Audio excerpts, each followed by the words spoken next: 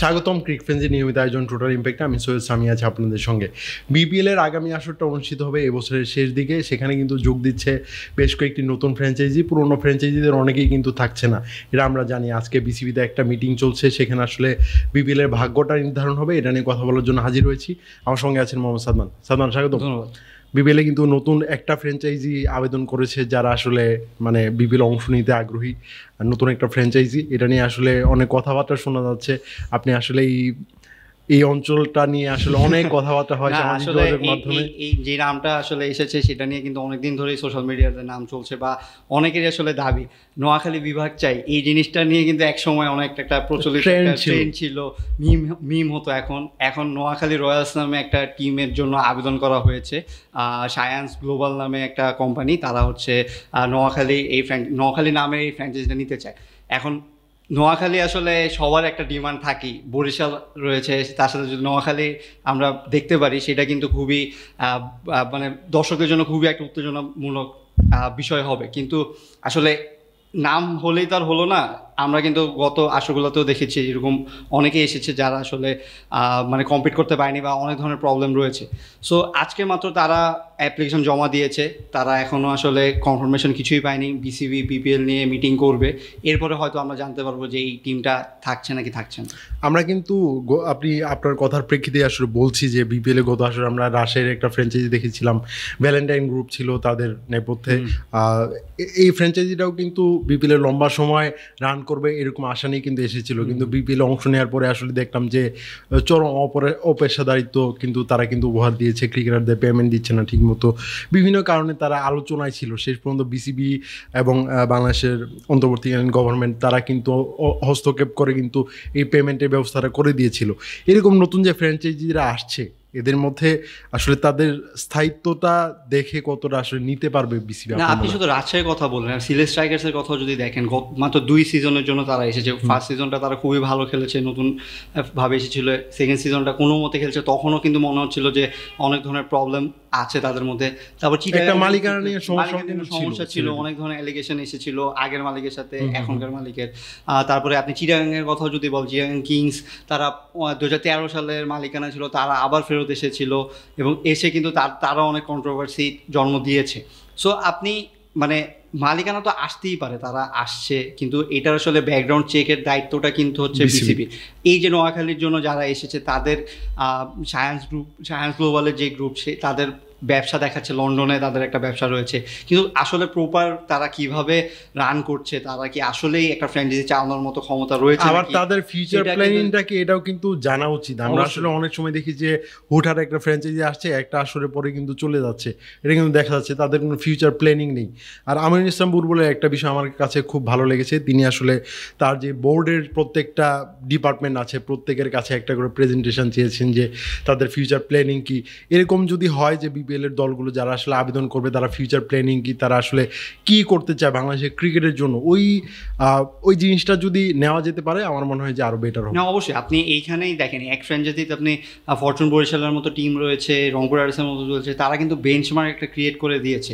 So তাদেরকে রেখে আপনি তাদের যেই পলিসিতে তারা চলে সেইটাকেই আপনি যদি একটা মানে বই আকারে বা মানে সেটাকে ফলো করার জন্য যদি একটা নথি তৈরি করেন, সেই নথি অনুযায়ী যদি আপনি অন্য ফ্র্যাঞ্চাইজিগুলোকে বলেন যে আপনারা এইভাবেই চলতে হবে, না হলে আপনার ফ্র্যাঞ্চাইজি দিতে পারবেন না, সেইভাবে কিন্তু আসলে তারা সিলেক্ট করতে পারেন না। এছাড়া আপনি যদি এই যে রাজশাহীর মতো টিমগুলোকে নেন, তখন কিন্তু দেখা যাবে যে আপনি ব্যাকগ্রাউন্ড চেক নেই। তখন আবার অনেক সময় এরকমও কথা হয়েছিল যে গত যে প্রেসিডেন্ট ছিলেন ফারুক আহমেদ, তার পছন্দের মানুষকে আসলে দিয়েছেন, তার পরিচিত ব্যবসায়ী প্রতিষ্ঠানকে দিয়েছেন।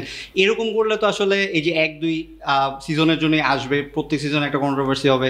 ইভেন আপনি সাকিব খানের যে কোম্পানি, তারা কিন্তু ঢাকাকে নিয়েছে, হালেন গ্রুপ, তারাও কিন্তু যে খুব স্ট্রংলি আছে সেটাও কিন্তু এখনো বলা যাচ্ছে না, মানে তাদের এখনো কনফার্ম না যে এই সিজনে তারা থাকবে না। কিন্তু তারা যখন এসেছিলেন সেটা নিয়ে কিন্তু অনেক একটা হাইপ এসেছিল তাদের গ্রুপটা, বা সাকিব খান যেহেতু আছেন, শাহরুখ খান একটা টিম এতদিন ধরে চালাচ্ছেন, সেরকমই বাংলাদেশে একজন সুপারস্টার একটা টিম চালাবেন, সেই জন্য কিন্তু তারা এসেছিলেন। সেটার হাইপও কিন্তু অনেক ছিল, কিন্তু পারফরম্যান্সটাও দেখা যায়নি। এবং প্লেয়ারদের মধ্যেও কিন্তু অনেক ধরনের অ্যালিগেশন আমরা দেখেছি, যে ম্যাচের মধ্যে অনেক অনেক ধরনের ইস্যু হয়েছে, সেইগুলোও কিন্তু এই টিমের আন্ডার হয়েছে। সো আপনি ফ্র্যাঞ্চাইজি যদি স্ট্রং না হয়, আপনার বিপিএলগুলোর মান কখনোই বাড়বে না।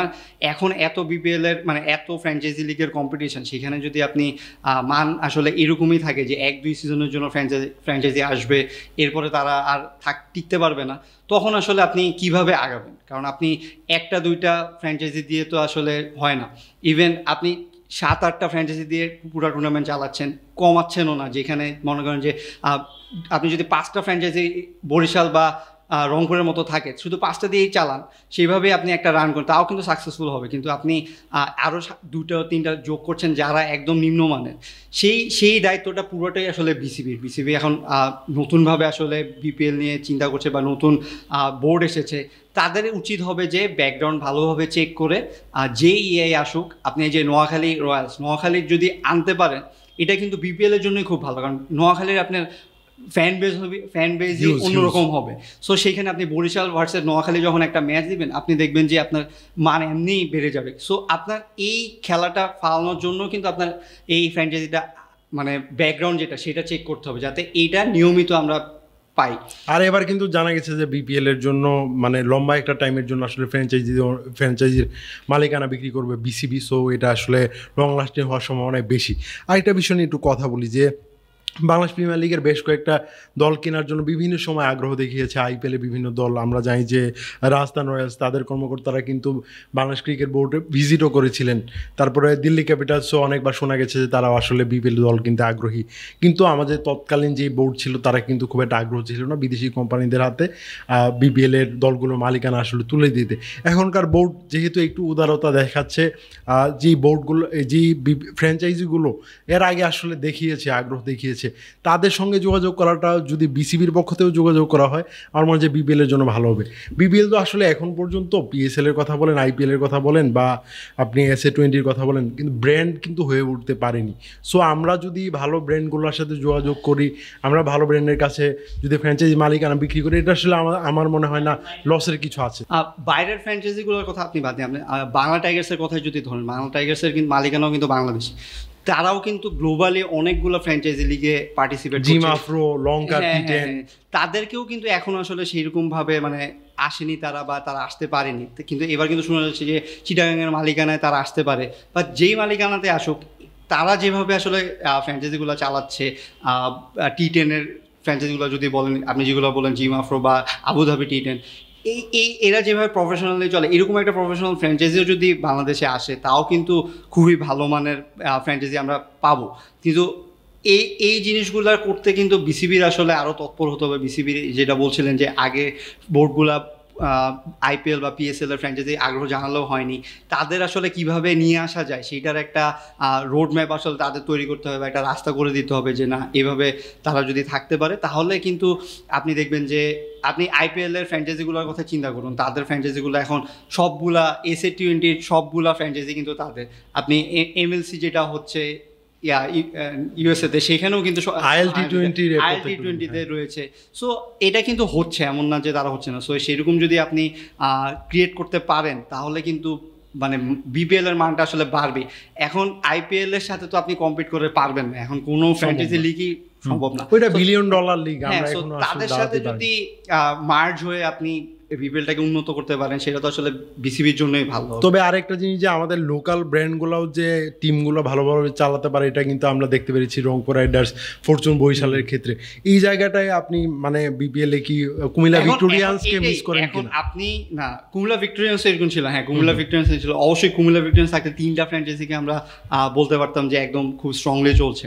এখন এই দায়িত্বটাও কিন্তু তাদেরই, যে আমরা বাংলাদেশে তো আসলে এরকম বিজনেসের অভাব নেই, বা যারা আছে তাদেরও কিন্তু সম্ভব যে তারা টিম দিতে পারে। এই যে সাকিব খানের কোম্পানিটা যদি ভালোভাবে রান করে, তাহলে কিন্তু তারাও একটা টিম ভালোভাবে চালাতে পারে।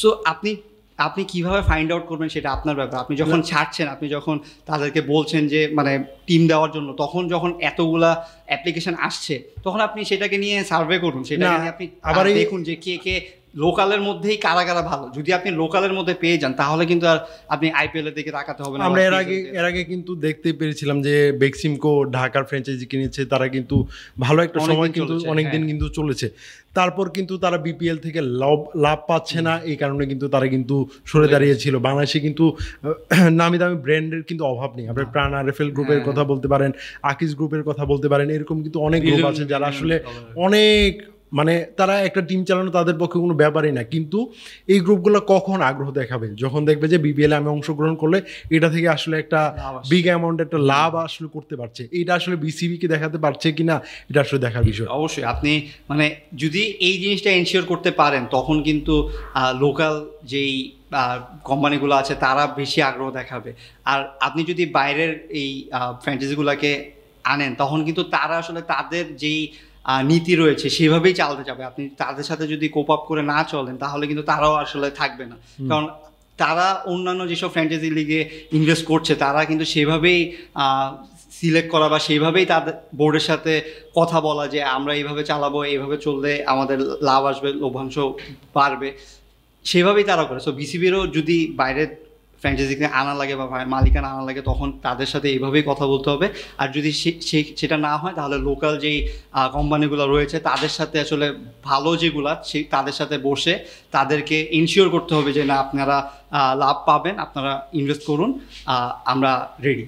বিপিএল আগামী আসরটা ডিসেম্বরে হতে পারে এরকম একটা আলোচনা কিন্তু আছে, তবে একটা গুঞ্জন আছে যে বিপিএলটা পিছিয়ে যেতে পারে মে মাস পর্যন্ত। তাহলে একই সময় আসলে দেখা যাবে যে আইপিএলও চলছে, বিপিএলও চলছে, বিপিএলটা আসলে কতটা রং হারাবে না, এটা যদি হয় তাহলে আসলে বিষয়টা কতটুকু লজিক্যাল হবে আমি ঠিক জানি না, কারণ ওই সময় আপনি এখন পিএসএলও কিন্তু সেই সময়টাতে চলে গেছে, আইপিএল পিএসএল একটা ক্ল্যাশ হয়, সেখানে আপনি তখন পিএসএলও প্লেয়ার পাওয়া যায় না অনেক।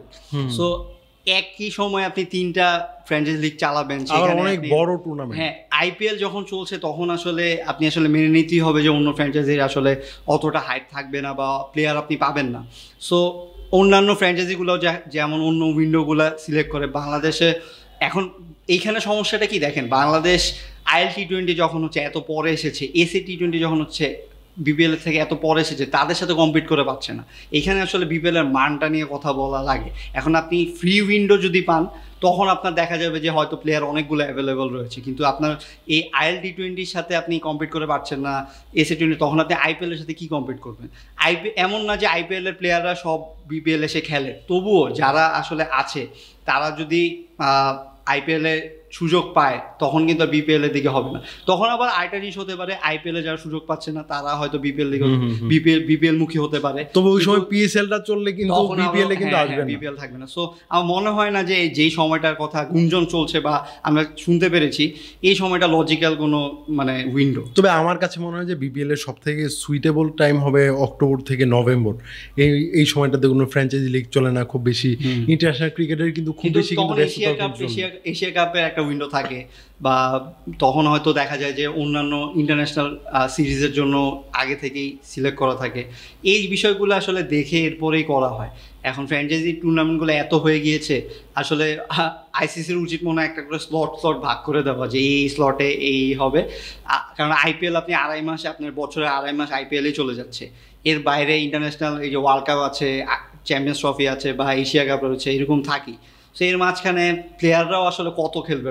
একটা প্লেয়ার আপনি আইপিএলে যারা খেলছে তারা কিন্তু অন্যান্য ফ্র্যাঞ্চাইজি লিগেও রেগুলার খেলে। আর যেহেতু আগামী বছর টি20 বিশ্বকাপটা অনুষ্ঠিত হবে, জানুয়ারির দিকে আসলে অনুষ্ঠিত হওয়ার কথা, সেই সময়টা বিপিএল আয়োজন করাটা আসলে খুবই চ্যালেঞ্জিং। সো একটু এগিয়ে বিপিএলটা আয়োজন করতে হবে, এটা কিন্তু খুবই স্বাভাবিক ব্যাপার হয়ে দাঁড়িয়েছে। সো প্ল্যানটা আসলে এখনই করে ফেলা হচ্ছে। আজকে একটা বোর্ড সভা চলছে, সেখানে হয়তো বিপিএল নিয়ে কথা হবে যে কিভাবে টিম কয়টা হবে বা কিভাবে কোন উইন্ডোতে তারা চালাতে চায়। এটার আসলে ভালো করে প্ল্যানিং দরকার সবগুলা, কারণ আপনার কাছে এফটিপি আছে, আপনি জানেন শিডিউলে কখন কার সাথে খেলা, কোথায় খেলা, কোথায়। আপনি চাইলে আইসিসির সঙ্গেও একটা পরামর্শ করতে পারেন যে আমরা একটা এত বড় একটা ফ্র্যাঞ্চাইজি লিগ চালাচ্ছি, আমাদের আসলে নির্দিষ্ট একটা টাইম এরকম মেনটেন করা উচিত যে আমাকে একটা টাইম দেন, এর মধ্যে আসলে বিপিএল আয়োজন করতে যায়, এটা আসলে করা যায়।